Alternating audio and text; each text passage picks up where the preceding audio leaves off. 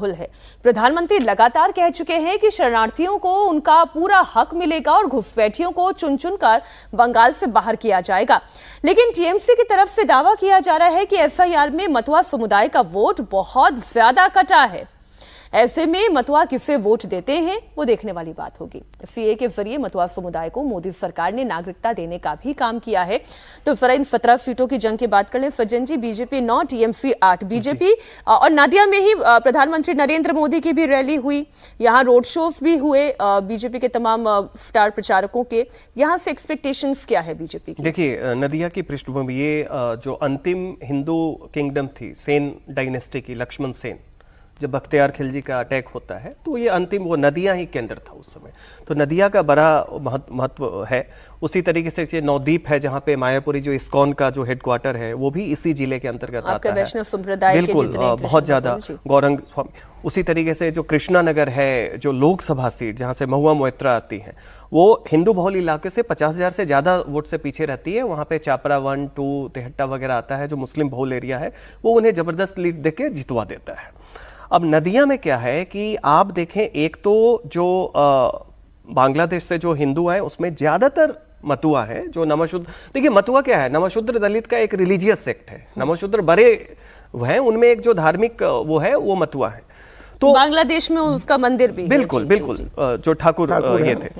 अब वहां से वोट किसको जाएगा मतुआ का? तो जो एसआईआर की बात है, बात सही है। कारण ये है कि वो तो 2000 सबसे अंतिम चरण में जो बांग्लादेश से अभी हिंदू पीड़ित होके आ रहे हैं या पाकिस्तान से पीड़ित होके आ रहे हैं, दोनों कराची से, दोनों जगह से दलित आ रहे हैं। आप ये याद रखिएगा।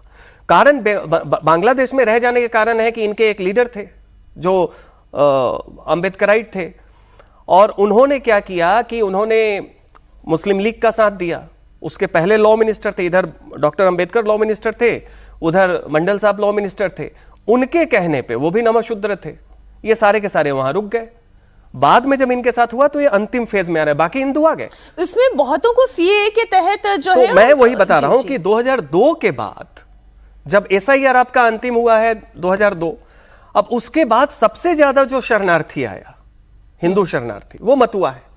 सीए तो बन गया, लेकिन सीए कार्ड जब तक आप नहीं देंगे, उन्हें नागरिकता का कार्ड नहीं मिलेगा, तब उसके लिए एक प्री रिक्विजिट क्या थी कि आप उन्हें हिंदू कार्ड दें, कि कोई भी हिंदू एंडाउमेंट या कोई मंदिर इन मतुआओं को, जो 2002 के बाद आया, चूंकि एसआईआर में आपको प्रूफ करना होता है कि आपकी पहले की वोटिंग आईडी क्या है या आपके पिता की क्या है। अब ये तो आए ही बाद में है, तो कहां से देंगे?